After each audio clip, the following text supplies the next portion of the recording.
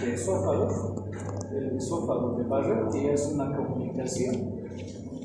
La forma de poder remediarlo, primero tratamiento, un tratamiento en base a medicamentos que ayuden a contraer la musculatura, pero ya cuando la musculatura está completamente dilatada, relajada, ya los medicamentos no hacen efecto.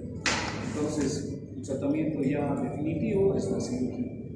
Hoy en día, como se había comentado el día de ayer, la cirugía endoscópica ha progresado bastante y ayuda a este tipo de intervenciones que antes eran bastante complejas. Vamos a hablar ahora de un conducto que recoge toda la linfa proveniente del abdomen y también del tórax. En realidad son dos conductos principales, el conducto torácico y la gran vena linfática. Vamos a hablar justamente del conducto torácico. Bueno, aquí tenemos una imagen y hace una presencia de diferentes elementos que forman parte de las relaciones del esófago, ¿verdad?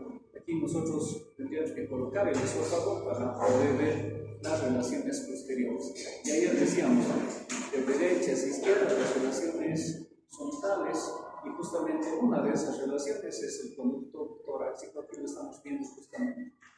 Bueno, el conducto torácico es uno de los mayores vasos linfáticos del cuerpo. No se origina en el tórax, sino más bien se origina en el abdomen. Está situado ligeramente a la línea izquierda, o sea, a la izquierda de la columna vertebral. El esófago está por delante. El origen de este conducto torácico está inmediatamente debajo del músculo diafragma. Y aquí estamos viendo, ¿no?, como dos ramitas, que son los troncos lumbares. Estos troncos lumbares se originan justamente de los vasos linfáticos del intestino delgado. Son los vasos quilíferos que luego van a formar los troncos lumbares derecho e izquierdo, y la unión de los troncos lumbares va a formar justamente el conducto torácico. ¿Cuánto mide el conducto torácico? El conducto torácico tiene unos 45 centímetros de largo, 2 a 5 milímetros de diámetro. Es completamente un vasito delgado, de coloración transparente, pareciera que tuviera agua en su interior. Por lo tanto, es difícil de identificarlo cuando nosotros hacemos una disección, ¿no? Podemos identificar las arterias, sus paredes son duras, elásticas. Podemos identificar las venas, son un poquito más oscuras, y el cadáver sobre todo es bastante oscura las venas, ¿no? Entonces eso es lo que nos diferencia. La arteria es de color blanquecino y las venas son oscuras. Eso porque el formol ha limpiado las arterias, pero ya no las venas. Entonces las venas se quedan siempre con coágulos de sangre. En cambio, el conducto torácico, de lo delgadito que es, 2 a 5 milímetros de diámetro, queda prácticamente reducido a un hilito, y es muy difícil identificarlo. ¿Sí? Y eso que el conducto torácico es uno de los principales colectores. Lo que sí se pueden observar todavía, aunque estén más pequeñitos, son los ganglios linfáticos, pero muy difícilmente los vasitos linfáticos. Y este es un vaso linfático colector. Bueno, a nivel del tórax, ¿cuáles son las afluentes que tiene? Principalmente los ganglios mediastínicos, los ganglios bronquiales, los ganglios intratorácicos, torácicos, los ganglios pericárdicos, etc. Todos los que están en el mediastino, pues van a desembocar justamente a nivel del conducto torácico. De acuerdo a su trayecto, el conducto torácico tiene una pequeña porción intraabdominal o abdominal, que es pequeñita. Su mayor porción está a nivel torácico y va a desembocar muy cerca a la vena yugular interna y el tronco venoso brachiocefálico del lado izquierdo. Por lo tanto, tiene una pequeña porción cervical. Entonces, el conducto conducto torácico tiene tres porciones de acuerdo a su trayecto. Tiene un trayecto abdominal, tiene un trayecto torácico, que es el mayor, y tiene un pequeño trayecto cervical. No se olviden de relacionarlo bastante con el esófago. Ayer hemos hablado justamente de estas relaciones posteriores que tiene el esófago con estos elementos, y este justamente es el conducto torácico. Bueno, aquí estamos viendo justamente la relación que tiene con la columna vertebral. Aquí ya estamos a nivel lumbar. Entonces, su origen realmente es a nivel lumbar. Aquí estamos viendo los troncos lumbares. ¿Sí? Troncos lumbares, luego ya tenemos el diafragma, se convierte en torácico y luego tiene una pequeña porción cérvica, ¿no? De aproximadamente 2 vértebras, la primera torácica y de la última cérvica. Pequeñito su trayecto cervical, pequeñito su trayecto lumbar o abdominal en este caso, y más grande su trayecto torácico. Y aquí estamos viendo justamente todos los vasitos linfáticos que van a ir a terminar en el conducto torácico.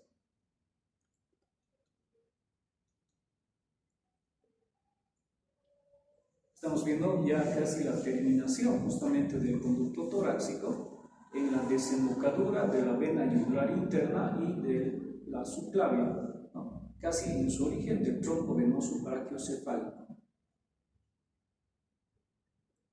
Si nosotros vamos observando todos estos ganglios linfáticos que son colectores a través de sus vasitos eferentes que desembocan en el conducto torácico, este conducto recoge la linfa proveniente de las extremidades inferiores, del abdomen, de la extremidad superior del lado izquierdo y de parte de la cabeza del lado izquierdo. Entonces, realmente es uno de los principales conductos colectores. Y aquí podemos observar justamente, está recogiendo la linfa de más de la mitad del cuerpo. Y este otro ladito, ¿quién lo recoge? Bueno, es otro vaso linfático encargado justamente de recoger la linfa de sus ganglios linfáticos, de sus vasos eferentes, etc., del lado izquierdo, de la extremidad superior. Perdón, del lado derecho de la extremidad superior y del lado derecho de la cabeza del cuello. La gran vena linfática. La gran vena linfática. Bueno, cuando habíamos descrito las generalidades de vasos sanguíneos, habíamos indicado que los vasos sanguíneos están comprendidos por 3 elementos: las arterias, las venas y los vasos linfáticos. Cuando hemos hecho referencia a los vasos linfáticos, hemos indicado que estos vasos linfáticos van a llevar linfa en su interior, que es como un filtrado de la sangre, ¿no? Es el encargado justamente de filtrar la sangre de antígenos que pueden entrar al cuerpo, de la producción de anticuerpos que se producen en algunos órganos, ¿no? Y ahí tenemos justamente los linfocitos B, los linfocitos T, etcétera, que ustedes en histología han conocido bastante. Y bueno, pues todo esto se encuentra en la linfa. Ahora, esa linfa es filtrada en ciertos puntos. Uno de los últimos que hemos visto han sido justamente los ganglios linfáticos axilares, los ganglios linfáticos paraesternales, los ganglios linfáticos subclaviculares y los ganglios linfáticos que están a nivel pectoral, ¿no? Entonces, torácicos. Entonces, estos ganglios linfáticos tienen 2 tipos de vasitos, hemos indicado en su momento. Tienen vasos aferentes y tienen vasos eferentes. Estos vendrán a ser los vasos aferentes. ¿Dónde van a llegar? A esos ganglios, ¿no? Haciendo el ejemplo, el recuerdo justamente de la última región que hemos visto. Pero de estos ganglios salen otros vasitos. Esos vasos son eferentes. ¿Dónde van a desembocar esos vasos eferentes? En otros ganglios más profundos, o bien directamente en estos vasos linfáticos que estamos mencionando, ya sea el conducto torácico o ya sea la gran vena linfática.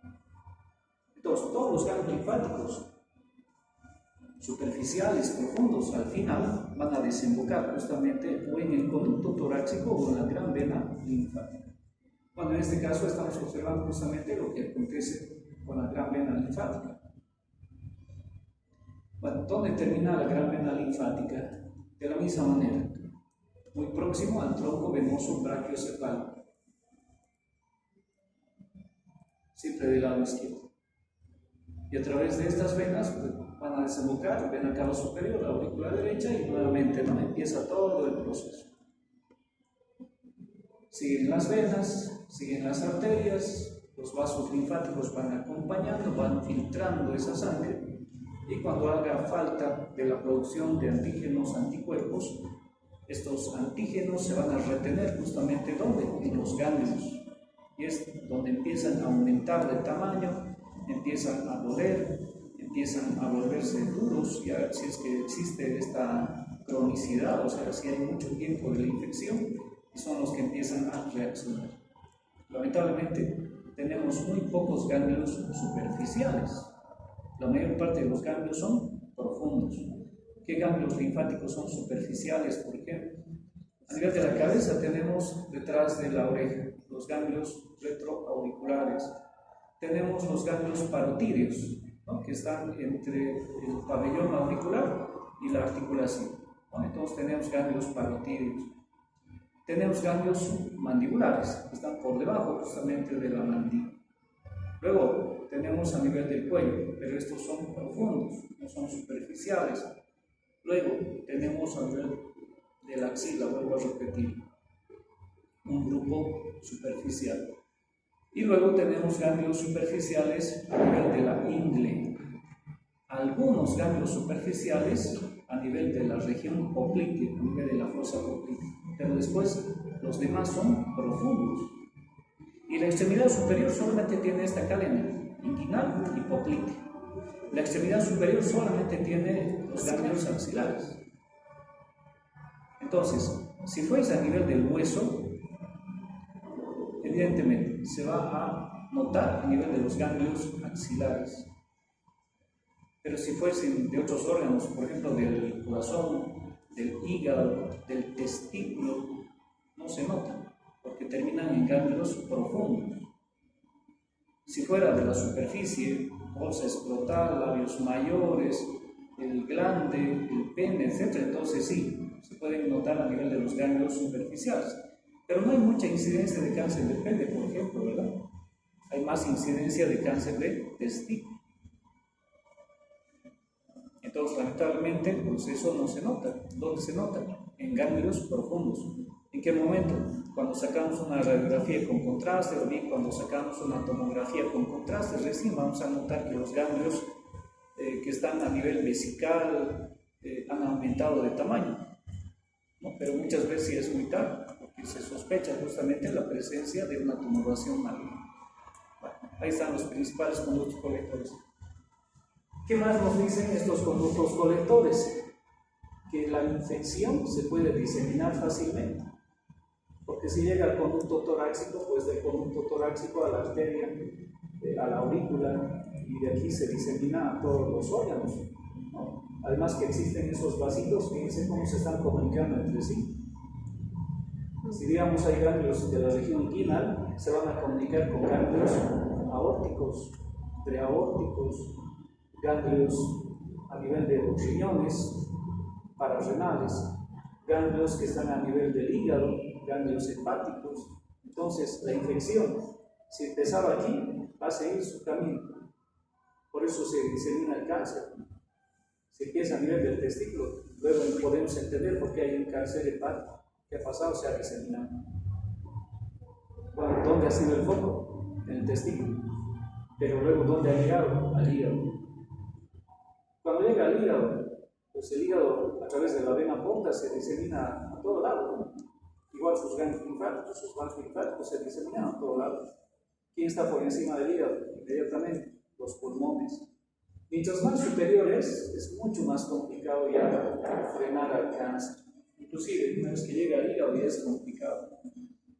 Y se disemina justamente porque hay conductos, hay vasos linfáticos que se conectan unos con otros. Principalmente los eferentes de superficiales van a ir cada vez a los ganglios que están en la línea media, y de la línea media ya van a los vasos linfáticos colectores, conducto torácico y gran vena linfática. Bueno, De esto vamos a seguir hablando todavía porque ya vamos a entrar a lo que son los órganos viscerales. El día lunes vamos a empezar con tráquea y después vamos a continuar directamente todo el aparato respiratorio. Sí, vamos a quedar aquí.